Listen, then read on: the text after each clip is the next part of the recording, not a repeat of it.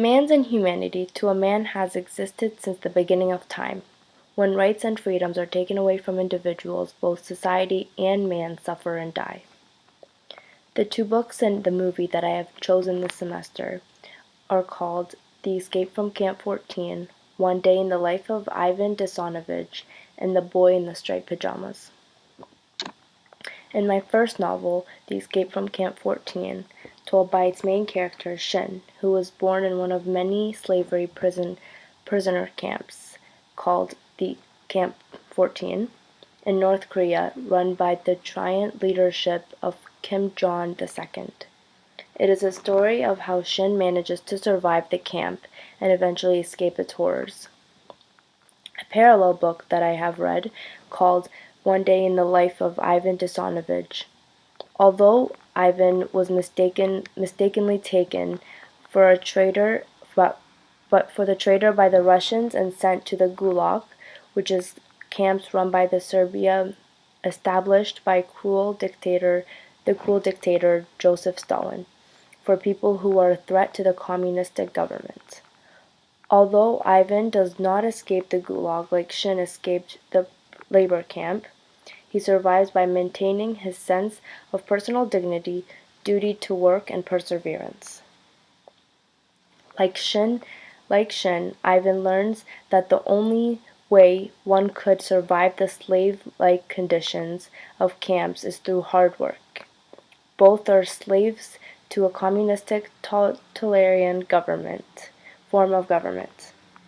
Like Shin growing up did not know that what there was behind those electrical wires and the fence that surround the prison. He did not even know the difference between right and wrong.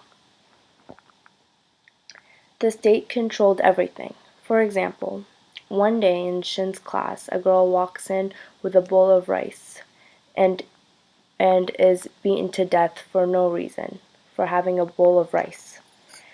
This was nothing new, though. There are social repercussions for breaking the law. The children are raised and taught to tell on their parents and friends for anything that they might suspect and see, such as someone trying to steal, someone trying to escape, or even lying. Since Shin grew up in the labor camp surrounded by such behavior, he accepted it as a part of his daily existence. In another instant, like Shin's brother and mother are talking about planning the escape from camp so they could start new. Shin overhears them and informs the authorities of this plan. As a result, he is forced to watch them get executed, and he himself was burnt as a warning for their planning to escape. It was even then that he knew he had to leave. He couldn't stay anymore. He must get away. The communistic government has brainwashed Shin and his family, as well as everyone in the camps, and denied them, the other prisoners, freedom of speech, liberty, and individual rights. Ivan, in the one day of the life of Ivan Desanovich, not born into the camps, knew exactly what was expected from him. Unlike Shin, he knew that there was no escape because there was nowhere to go in the frozen land. If anyone did escape, they would freeze to death, or if they managed to escape, they'd get eaten by wolves. However, ironically, Ivan has a certain amount of freedom within the camp. He knows the reality of his sentence. There is no escape. He is not immortal. He is a carpenter before he got sent into the prison, yet now he builds brick walls and takes great deal and pride in his work. He knows that prayers won't help him. Life for him was to exist, and food was a major part of that. And this is just a quote from the book. And the only The only thing he and his fellow prisoners cared for was the little food they got each day. The prisoners were at their coldest and their hungriest when they checked in through these gates in the evening, and their bowl of hot watery soup without any fat was like rain in a drought. They cared more for their food than freedom, or for their life in years gone by and the years to come. So again, you can see the irony in there. He has so much freedom, yet he's in a prison.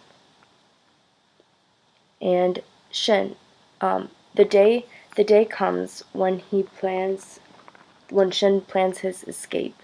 Going over the electric wires caused him to burn off half of his pinky, as well as get scars all over his body. Where he was going or what he was doing did not occur to him, and it did not matter.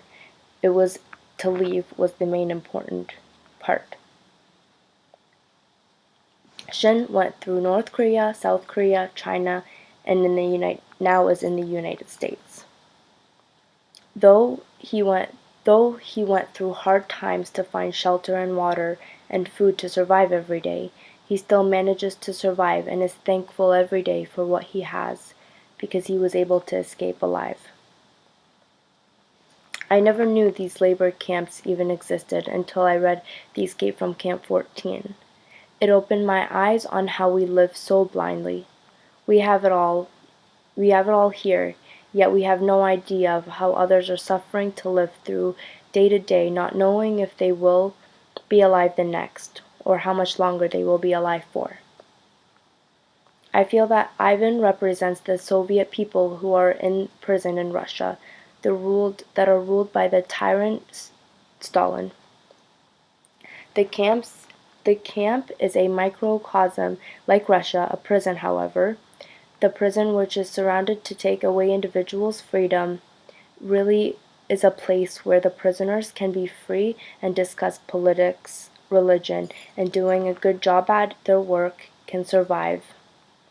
So again, that shows in another quote that I have, which will show irony. So Ivan went to sleep and he was happy.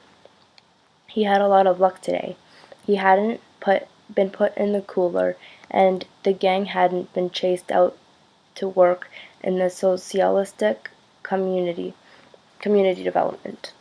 He'd managed to get out. He managed to get one extra bowl of mush at noon.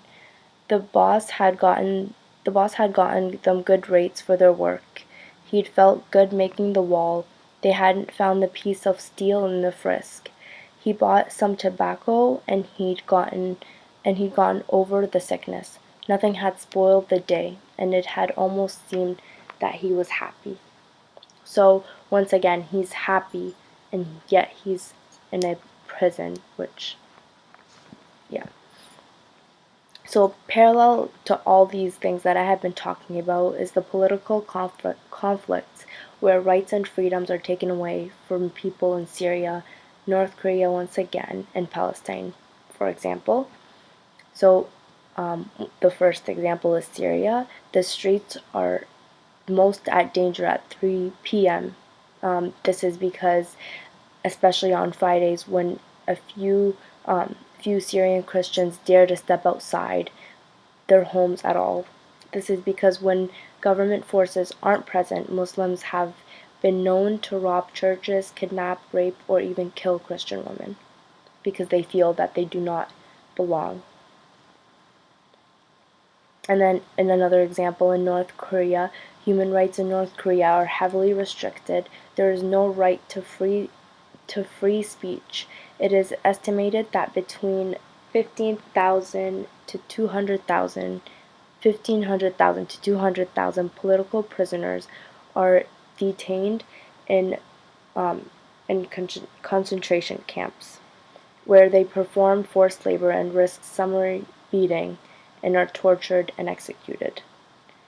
And Palestine for their bid for freedom. So in conclusion, throughout history there have been dictatorships ruled by tyrants who in their desire for power and control have destroyed their people. However, there are individuals within these prisons who have survived and become honorable human beings.